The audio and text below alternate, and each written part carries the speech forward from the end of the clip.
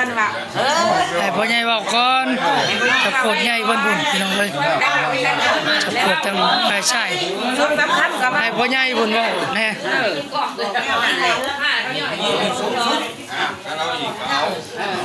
อ้าวเชิญทางจะโคตรใหญ่เพิ่นอีกลูกก้มลง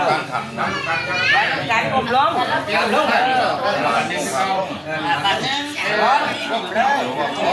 ก็อยากก้มก็ยืนเอาก็ได้นั่งฮัลโหลมันจังสบายลูกนั่งเอาลูกนั่งพังลูกก็ต้องมันเจ็บแอว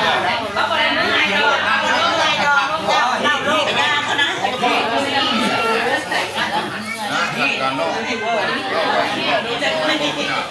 ทำมันหลุดลำบากนะครับไม่ได้บอกไปซ้อนนั่นนะเนาะเพิ่นเขาบอกกระไรเนี่ยคือคนเพิ่นนั่นแหละขั้นว่าเอาเหล็กอะไรแบบนั้นนะว่าซ้ำตื้นอีกซ้ำตื้นเดี๋ยวนี้หันนอกพวกเจ้าหันบัญชีกับเป็นเบาเป็นสาวไหนข้าวอันนี้กับเบาเป็นห้องนั่งอันนี้กับสาวเดี๋ยวนี้มัน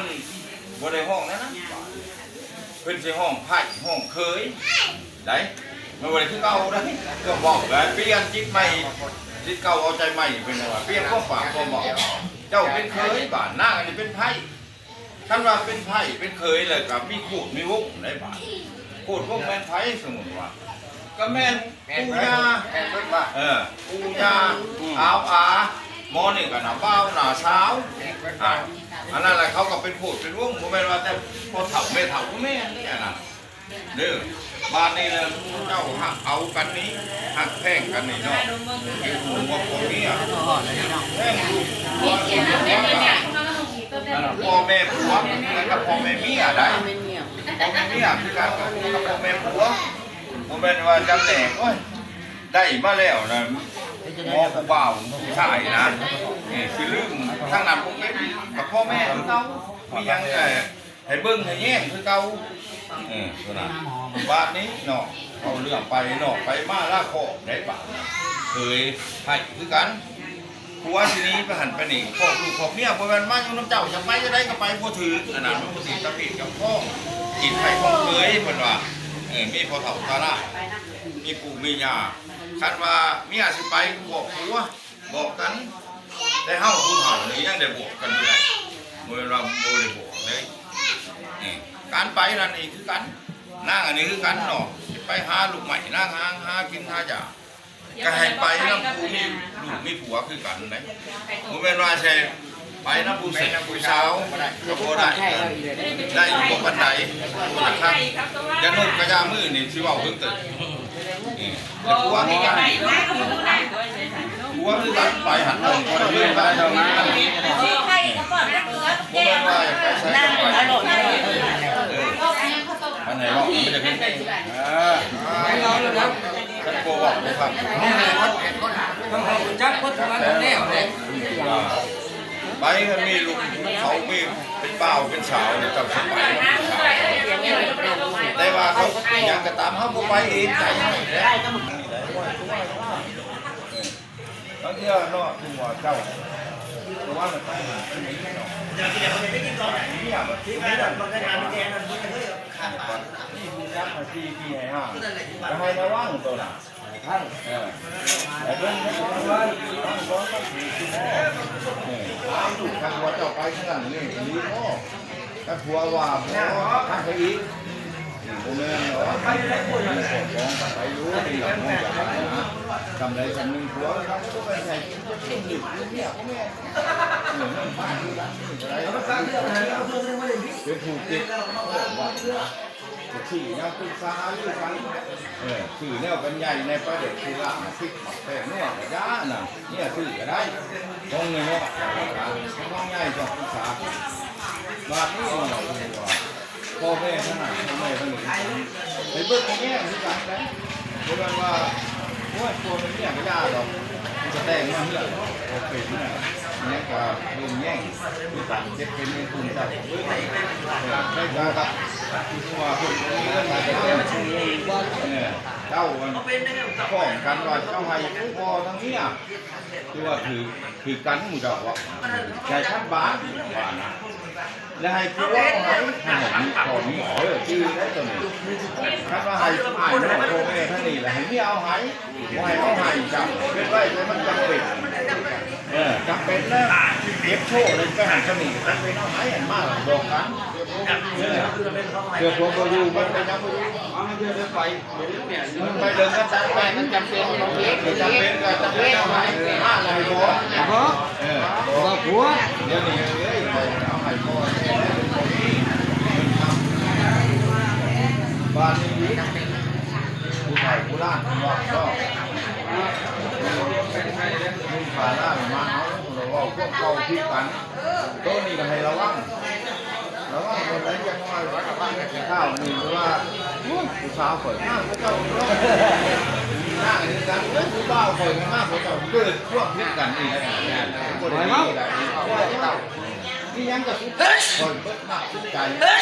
มากที่อย่างไม่ก็กันก็1 2 2มันจะพลิกกันบ้านนี้อีกโบราณคนว่าตอนนะเราเรื่องพิษเนี่ยเถียงกันแต่กันแน่นอนทุกคน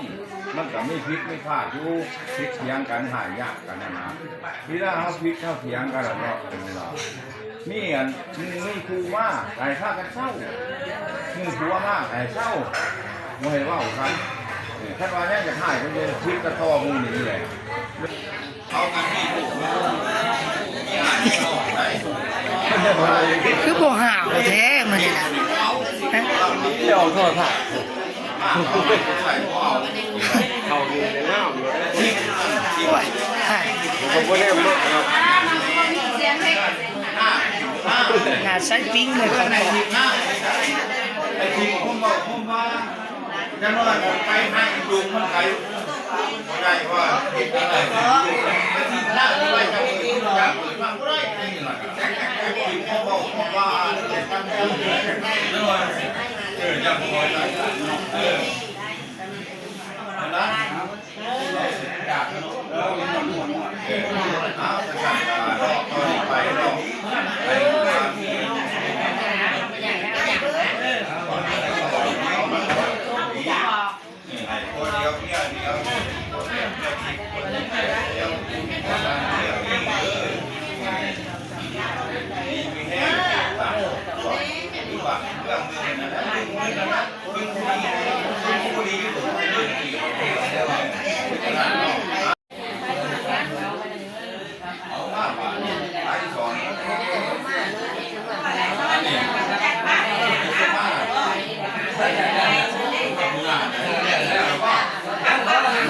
ปลาเขาน่าใช่พวกนี้บ่ปลาเขาเคยที่บ้านเขาจะบ้านยังตัวนี้สมมาจะก่อนบ่บัดนี้สมมาเนี่ยอันนี้แม่นทางไผ่พี่น้องเอ้ยมาสมมาเนี่ยตัวเครื่องสมมาหลายเลยสาดเสื้อหญ้ายิ้มเปื่อยๆแล้วนี่ก็แม่นหญ้าพี่น้องเอ้ยเนี่ยมาดูหญ้าลายเครื่องสมมามันจะเปลี่ยนอะไรเด็กถือว่าไผ่สมมาหญ้าเครื่องสมมาหลายขนาดเลยแสดงว่าลูกไผ่นี่ดุขนาดเนาะตำหมูตำไผ่พี่น้องเอ้ยเฮ็ดเองเบิดเนาะนี่เนาะเฮ็ดเองเบิดซื้อเด้เฮ็ดเองตัวเองก็บ่เฮ็ดเองก็มือยิบมือพอซื้อตั้งแต่ผ้าตัวนี้เนาะซื้อเอาหน่อยนี่ผ้านวลถามนี่ทานก็มีเอาไปนี่ทาน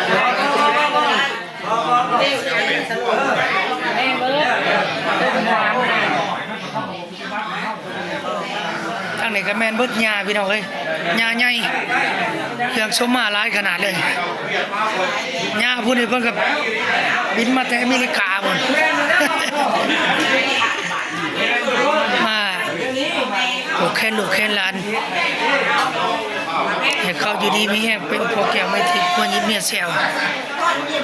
โอ้ทั้งนี้แม่นบรรยากาศ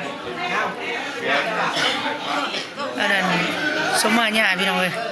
เฮ็ดไปพร้อมกันเลยทั้งนั้นผูกแขนในใส่เป็นในใส่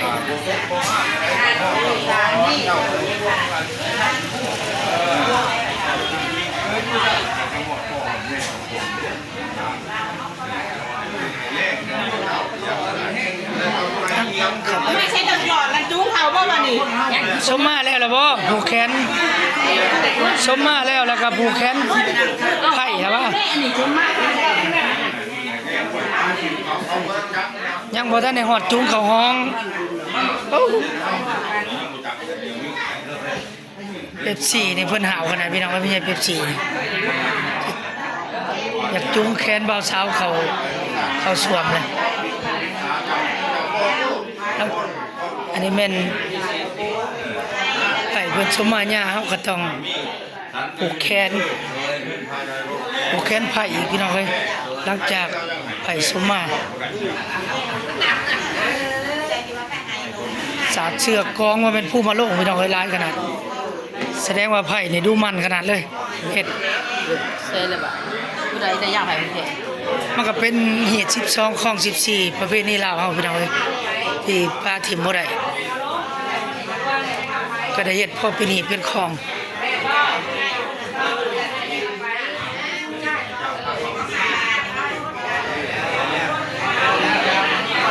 แม่ทั้งเจ้าบ่าวก็ถือว่ามื้อนี้บ่ได้มาพี่น้องเอ้ยยากเพิ่นมาแต่มื้อก่อนมื้อนัดหมายว่าสิแต่งงานแต่ว่าผิดเพี้ยนเลื่อนไปมื้อนี้เพิ่นก็เลยบ่ได้มาร่วมแม่พ่อนี่ก็ยาก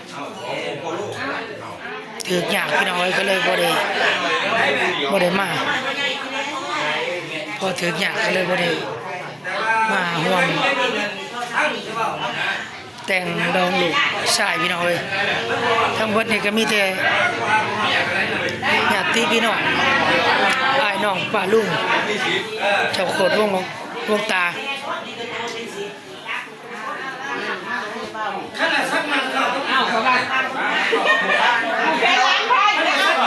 เสือดำนี่ก็เป็นอ้ายของพ่อเจ้าบ่าว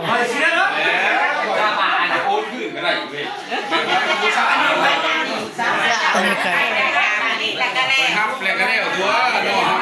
น้องของพ่อเจ้าบ่าวอันนี้ก็แม่น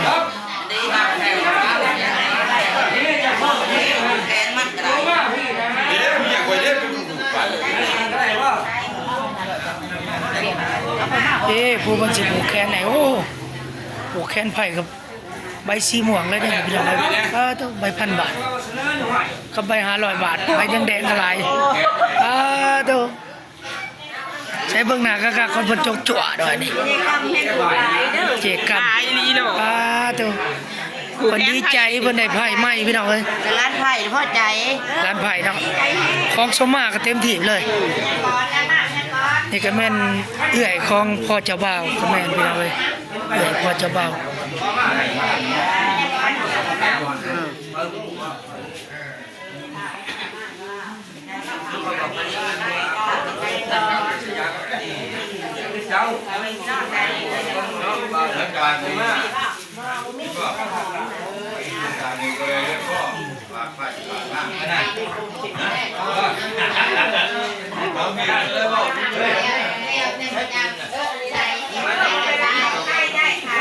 ย้ายเราเมื่อไรย้ายกัน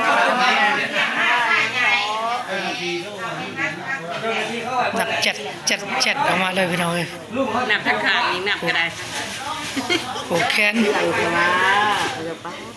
ตอนนับเครื่องสมมาร้านไผ่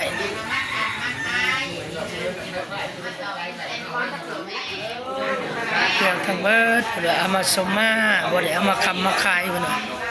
มาสมมาเจ้าปู่เจ้าย่าเจ้าโคตรวงตาเอามาตอบบุญแทนคุณ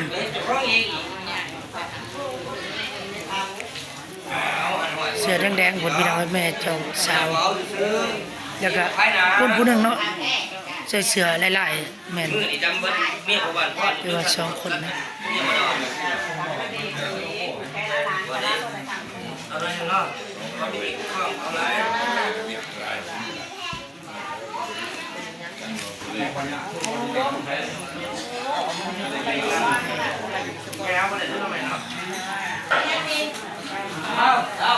เอาญาพวกนี้เข้าไปอีกผูกแขนร้านไผ่โอ้เด็กเป็นได้มอนหน่อยนึงครับ สินพื้นหนึ่ง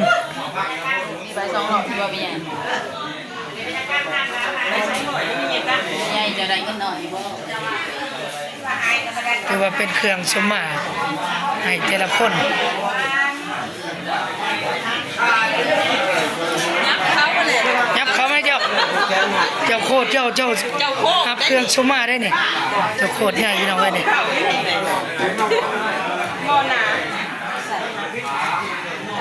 เจ้าโคตรถอยหลังยาวๆเลยพี่น้องเลยแล้วโดนจะเขาเท่านึงเขาบ้านเท่านึงนี่อยู่แต่ป่าบนอันบ่เป็นเวียกเป็นงานนักๆเพิ่นก็บ่มาเลย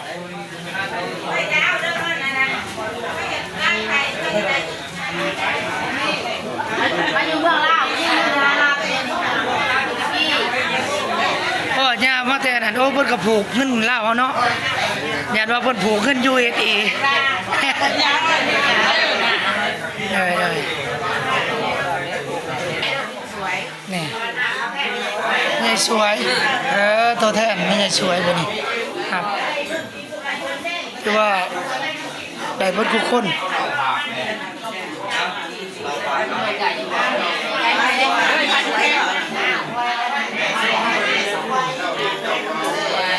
ลูกไผ่ร้านไผ่พี่น้องเอ้ยเพิ่นได้เครื่องสมมาให้เจ้าโคตรดวงตา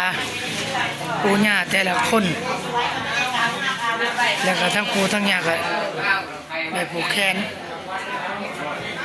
ผูกคอต่อแขนอีก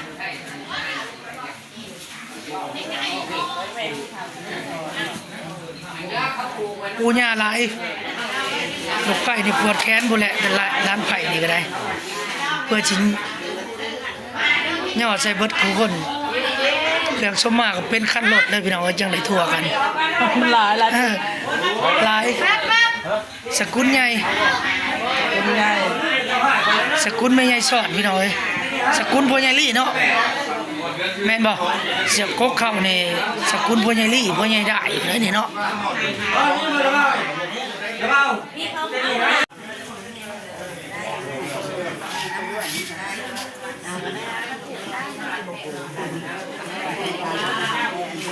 เป็นน้ำเจ้าโคตรพี่น้องเพิ่นได้เครื่องสมมาผ้าแค่ตลกผ้ากระหม่อมอนึงหน่อย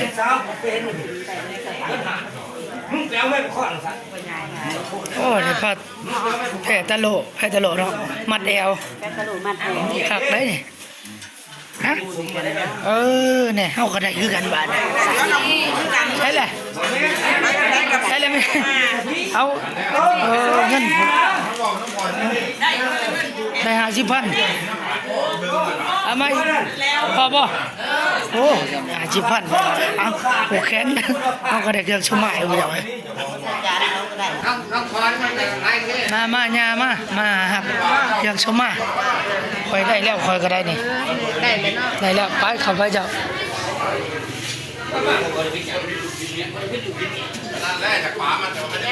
หน่วยซ้ำกันนั่นก็คือเด้ออยู่ในหัวควายถ้าโทรแล้วมัน อาหารการกินครับทอดแขกประมาณนี้พี่น้องเป็น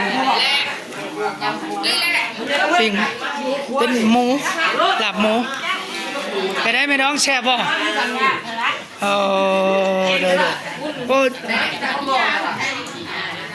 ปวดขาบ่จ้ะย่างได้อยู่บ่โดยเอาเชิญเชฟอาหารการกินก็เป็นหมูพี่น้องเอ้ยตอนรับทั้งแม่ดองเป็นแม่ของเจ้าสาวพี่น้องฮะพี่ตัวเดียวเนาะดองกับเป็นพี่ตัวเดียวกันพี่น้องเสื้อเดียวแต่ว่าลูกหลานก็มาคักกันก็จะเป็นเช่นลูกเช่นหลานเขาเจ้ามาคักกันพี่น้องเลยฮะกินแหละเจ้ากินแต่ก่อนชุบเจ้ามากเลย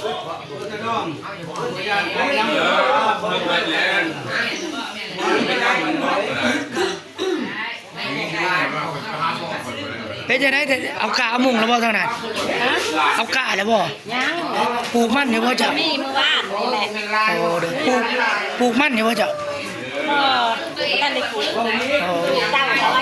อยู่หันแรกหายไปว่ามันโตกันไม่ยาก โอ้เด้อ เขาขึ้นลิ้นไอ้พวกโอนน่ะ โอ้หมูลาบหมูแซ่บบ่อีตัวเดียวกันพี่น้องเอ้ยนี่ก็แม่นเพิ่นนี่แม่เจ้าสาวแม่นแน่นอนเจ้าแน่นอน ใส่ที่ใส่หนองเอง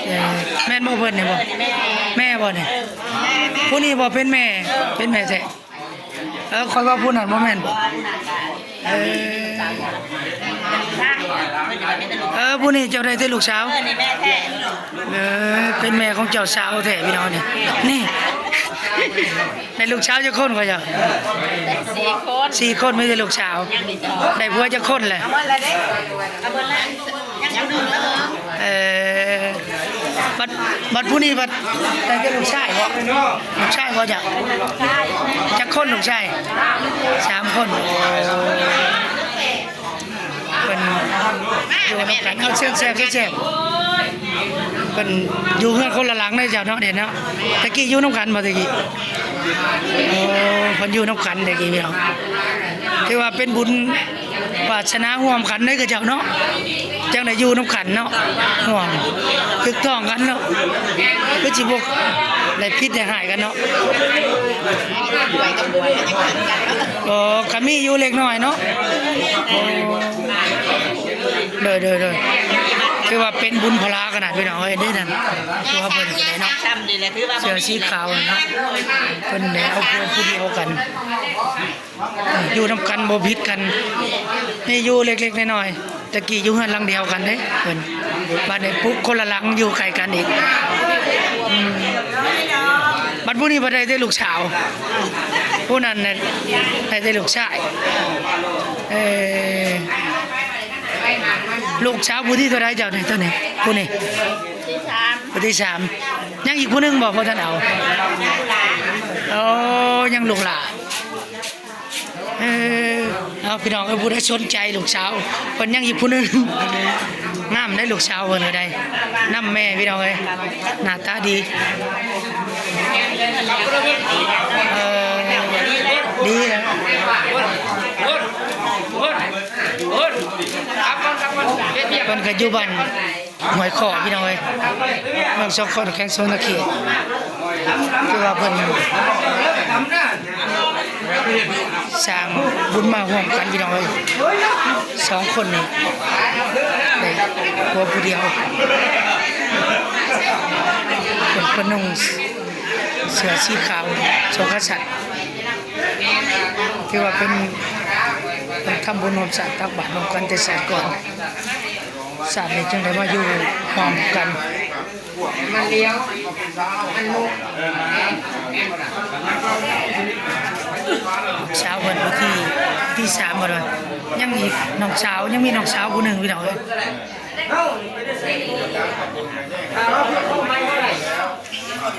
บ้านหลานที่เขาติดไหม เรียบร้อยบ่บัดนี้ได้เวลาเอาเจ้าบ่าวเจ้าสาวฮะบ่ทันได้เข้าห้องบ่เนี่ยบ่ทันได้ปลอดไข่เนาะไปใช้บัดนี้ไปขอบอกลุมล่างโอ้ไ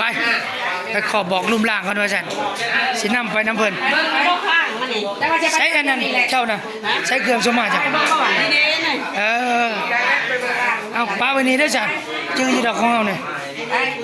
ไปก็ได้แต่เอาลูกไปนำเพิ่นไปขอบบอกลุมล่างเมียข่อยเราถือมีดสนักจ่ออยู่สิดึงแขนเจ้าบ่าวเจ้าสาวเขาสวมบ่ทันหอดเวลาใจเย็นๆเด้อใจเย็นๆโอ้มีดสนักบ่นู่น เฮ็ดบ้านนอกให้บ้านนอกก่อน มีด มาแล้วตื่นเต้นบ่ค่อยจูงจะเทื่อ มีดสนักพี่น้องเอ้ยมีดสำหรับตัดสิเสียดตัดหมากพูด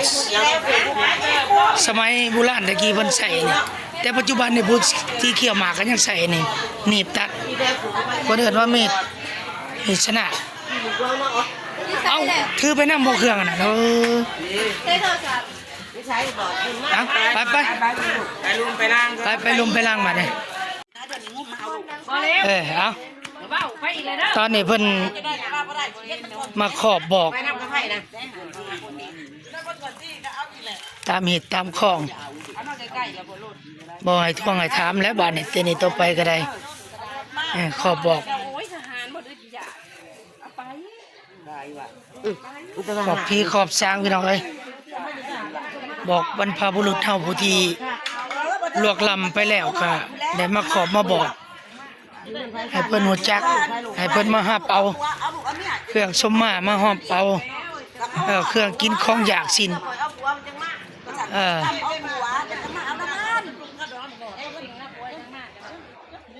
สินปลาอาหารว่าคนผู้ใหญ่เพิ่นพาเว้าพี่น้องเอาบัดนี้ขั้นตอน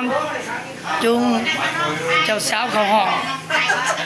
มือขวาป้อนไข่ได้มือซ้ายป้อนไข่นางบัดนี้รอดมาเข้าห้องมา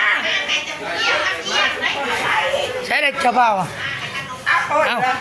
บ่เห็นเจ้าบ่าวสำบาดนี่เห็นแต่เจ้าสาวพี่น้องเอ้ยเจ้าบ่าวหายแล้วบ่พี่เอาเข้าไปใช้พระเขา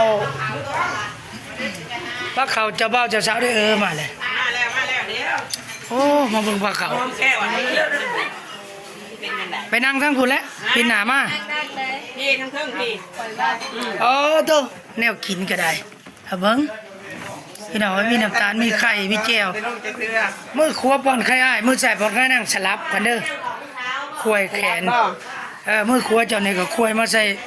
ป้อนไข่อ้ายมือซ้ายก็ควยไปป้อนไข่นางเรียกว่ามาได้ป้อนแล้วบ่จักป้อน